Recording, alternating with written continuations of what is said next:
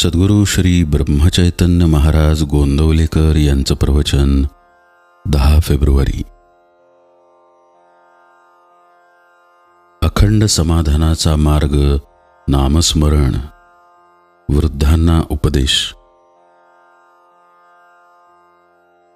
अखंड रामसेवा ज्याला लाभली, धन्य धन्य त्याची माऊली. स्वार्थरहित रामसेवा, याहून दुजा लाभ न जीवा. वाचेने भगवंताचे नाव, कायेने भगवंत सेवा.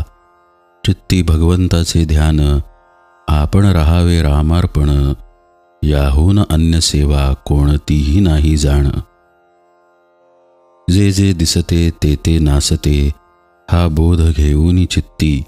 सज्जन लोक जगी वर्तती, तैसे तुम्ही आता वागा जगात. मुलाबाळास सांभाळून राहावे, प्रपंचात उदास न व्हावे. प्रपंचाची उपाधी आता मनात न आणावी. उपाधी वेगळे झाला, ऐसे ऐकू द्यावे मला. उपाधीत राहिला, परी चित्ताला न वास दिला. ऐसे ठेवा मनी, राम आणावा ध्यानी. आता या परते हित, नाही दुसरे जगात. हा माझा बोल, न मानावा फोल. आता रामा तुझा झालो, कर्तेपणातून मुक्त झालो. ऐसे आणावे मनात, शक्य तितके राहावे नामात. याहून दुसरे न आणावे मनात. लौकिकातील मानापमान, यांचे सोडावे उदक. ध्यानी आणावा रघुनंदन एक. बायको मुलाबाळात राहावे, चित्त रामाकडे ठेवावे. होईल तेवढे नाम घ्यावे. अंतरी परमात्मा त्यास, ठेवून साक्ष भावे भजावे रघुनाथास. न सोडावा मनाचा धीर, मागे आहे रघुवीर. वृद्धपणा आले, शरीर क्षीण झाले, तरी आपण अभिमान घेऊनच राहिले. त्यास सोडावे दूर, प्रपंचात वृद्धपणी न पहावे. मुलास मार्ग दाखवून सुखी राहावे. औषध पथ्य पाणी सांभाळावे, पण दुःखी कष्टी कधी न व्हावे. शरीर संपत्ती क्षीण झाली, तरी वृत्ती क्षीण नाही बनली. जोवर देहाची संगती, तोवर मी माझे ही वृत्ती. आता वृत्ती राखावी रामापाशी, दुजी न उठू द्यावी त्या परती. आजवर जे घडले, ते प्रापंचिक पारमार्थिक असो भले. ते रामकृपेने झाले, हे ठेवावे चित्ती. आता न सोडावा रघुपती.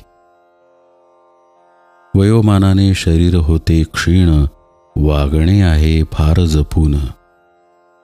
देह आळशी न ठेवावा हे जरी खरे, तरी त्याची परिस्थिती ओळखून राहणे हे बरे.